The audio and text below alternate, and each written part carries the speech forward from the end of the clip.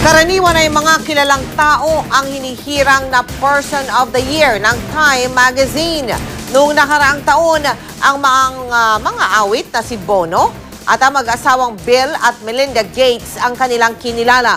Pero ngayong taong ito, hindi lang isa, hindi lang dalawa, hindi lang tatlo, kundi 3 bilyong tao ang hinirang ng Time Magazine bilang Person of the Year.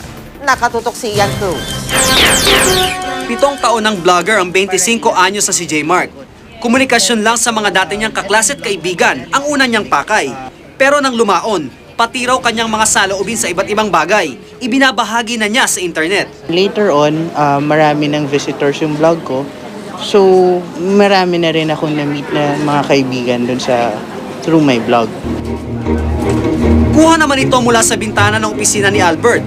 Dinagdagan niya raw ito ng scoring, inedit ng konti at sa kanya in-upload sa YouTube sa internet. Expression mo na yun na parang ilabas mo yung artistic talent mo or kung ano yung gusto mong ipakita. Ang mga tulad ni na J. Mark at Albert ang dahilan kung bakit ngayong taon, kakaibang Person of the Year ang hinirang ng Time Magazine. Time's Person of the Year for 2006 is you, the consumers and creators of user-generated content who are transforming the information age.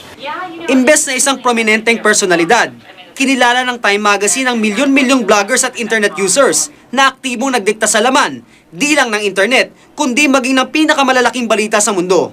Sa Pilipinas, di na rin daw biro ang impluwensya ng internet users. Tulad halimbawa ng isang YouTube user na nagpayabong sa showbiz career ni Alisa Alano. Nang in-upload nito ang nakakaaliw at ngayon popular na niyang rendisyon ng kantang Kiss Me. Base sa tala ng National Statistics Office, noong 2003, umaabot na sa 13.4 milyong Pinoy ang gumagamit ng internet. Mula 6 na taon pataas ang internet user sa bansa. Yung pagkamalikhain ng tao, yung creativity ng tao, na-unleash nitong mga technologies na to.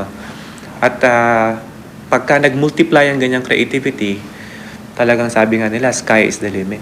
Ian Cruz, Nakatutok, 24 Oras.